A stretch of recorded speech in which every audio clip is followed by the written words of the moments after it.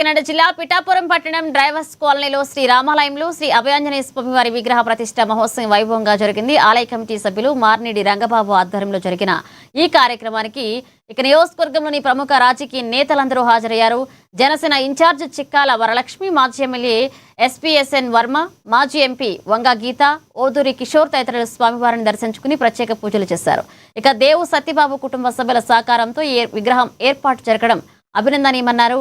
పిఠాపురం నియోజకవర్గాన్ని భవిష్యత్తులో temple tourism hub గా తీర్చిదిద్దామని నేతలు ఈ సందర్భంగా పేర్కొన్నారు.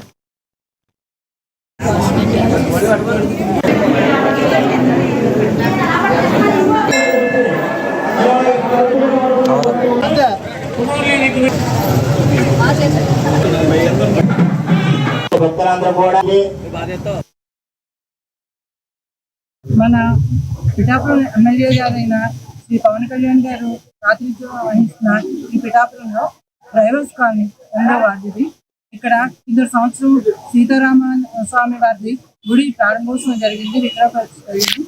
సరిగ్గా 1 సంవత్సరం అయిన తర్వాత ఆలయ కమిటీ అండ్ దేవు సత్యబాబు గారి దంపతులు ఇక్కడ ఆంజనేయ స్వామి విగ్రహ ప్రతిష్ఠ ఈరోజు ఘనంగా జరపారండి.